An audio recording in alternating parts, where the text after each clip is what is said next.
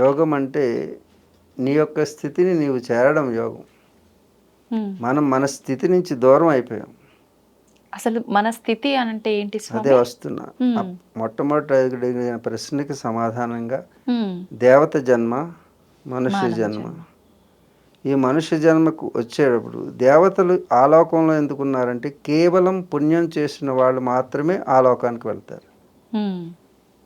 మళ్ళా పుణ్యం అంటే ఏమిటి, పాపం అంటే ఏమిటి అనేది అదొక సుదీర్ఘమైనటువంటి అంశం. సమాధానం. పుణ్యం చేస్తే దేవతలై పుడతారు.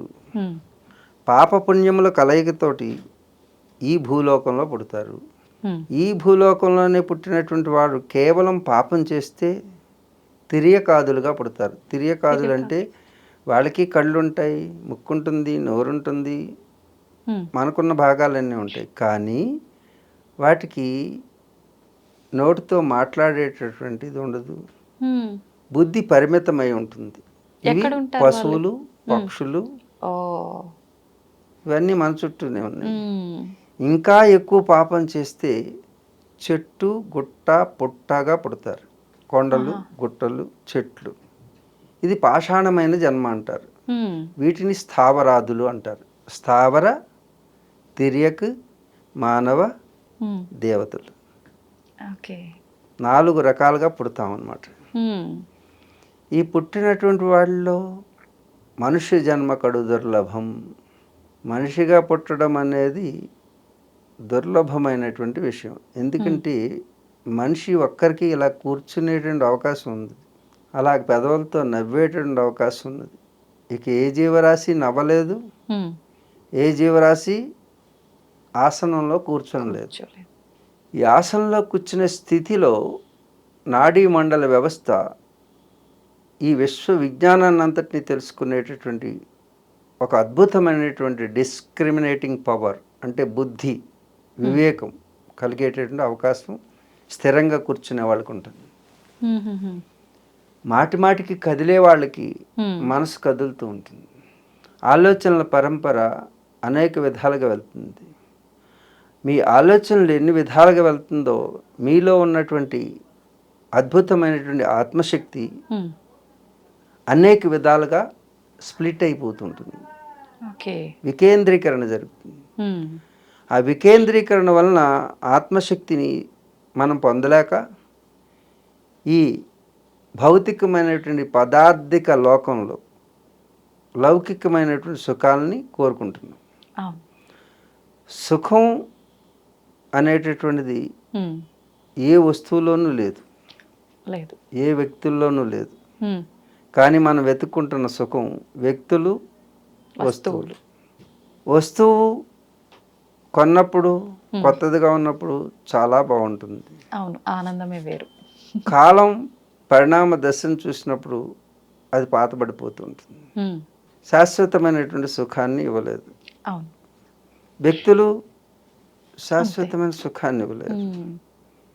అందుకు ప్రతి మనిషి రోజు వెతుకుతూ ఉన్నాడు, అసంతృప్తితో జీవిస్తూ ఉన్నాడు. సంతృప్తి లేదు.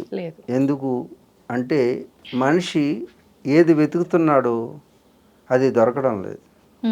కానీ వెతకాల్సిందేదో అది తెలియడం లేదు. ఇది తెలియచెప్పేటటువంటిది భారతీయ తత్వశాస్త్రం.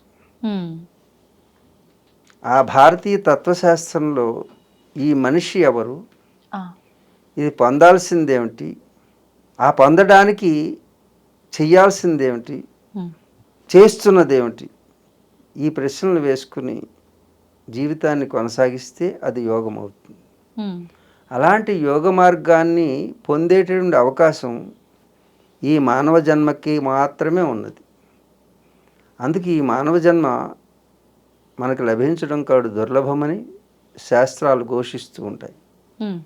అందుకు ఆ మానవ జన్మ మనకు వచ్చింది కాబట్టి ఆ మానవ జన్మతో మనం సాధించాల్సింది ఏమిటి అని తెలుసుకునే ప్రయత్నం చేస్తే మనకి సుఖము, శాంతి లభ్యమవుతుంది. ఆధ్యాత్మికం వైపు మీరు ఎందుకు వెళ్ళారు? ఎవరు మీకు స్ఫూర్తి? ఈ ఆధ్యాత్మికం అనేటువంటి ప్రతి ఒక్కరిలోనూ ఉంటుంది. అదే ఈ అన్వేషణ. ఆ అన్వేషణలోనే ఈ ప్రపంచంలో వెతుకుతున్నాం. ప్రపంచంలో బాహ్య ప్రపంచంలో వెతుకుతున్నటువంటిది ఏదైతే ఉందో హ్మ్. ఆ ప్రపంచం అంతా తిరగాలంటే అంతరిక్షం వరకు వెళ్ళాలంటే అందుకే సైంటిస్టులు అంతరిక్షంలోకి వరకు వెళుతున్నారు. హ్మ్. కనీసం ఈ గ్రహాన్ని విడిచి పక్క గ్రహాన్ని కూడా తెలుసుకోలేకపోయారు. ఈ అనంతమైనటువంటి ఆకాశంలో అనంతమైనటువంటి గ్రహాలను ఎప్పుడు తెలుసుకుంటారు? హ్మ్. అందుకే అంతరిక్షంలో ప్రయాణం చేసేది సైంటిస్టులు అయితే అంతరంగంలోనే అంతా ఉన్నదని తెలుసుకుని అంతరంగంలో ప్రయాణం చేసి తెలుసుకున్నవారు సెయింట్స్ భారతీయ సనాతన ఋషులు. ఓహ్! అందుగురించి ప్రతి ఒక్కరూ కూడా ఆధ్యాత్మిక చింతన అందరిలోనూ ఉన్నది. హ్మ్. కానీ అది తెలియక ఆధ్యాత్మిక చింతన అంటే ఆనందాన్ని వెతకడం. హ్మ్. హ్మ్. ఆనందం అంటే ఎవరు అంటే నీ స్వస్వరూపం. ఆనందం బయట నుంచి రాదు. ఏ వస్తువు నుంచి ఆనందం పొందలేం మనం. మనలో ఉండేదే ఆనందం. హ్మ్. ఇతనితో మాట్లాడితే ఇతనితో ఉంటే నాకు సుఖం ఉన్నది అని నువ్వు అనుకుంటేనే సుఖం ఉంటుంది. అవతల వాడు సుఖం ఇస్తే సుఖం ఉండదు. మనం ఫీల్ అవుతున్నాం. You must feel it. Hmm. That is your experience. You are the centre of everything. Hmm. Nothing else in this universe. You are the universe. Hmm. If you feel it, if you experience it, then only హ్మ్. Happy. it will fulfill. నువ్వు అనుకోకపోతే నీకు ఇంద్రలోకం నుంచి ఇంద్రుడు వచ్చినా హ్మ్. నీకేమనిపించదు, సుఖాన్ని ఇవ్వలేరు. అంటే అలాగే నీకు చుట్టూ ఏసీలు ఉన్నా నీవు అనుకూలంగా అనుకోకపోతే ఒళ్ళంతా వేడిగా ఉంటుంది. హ్మ్.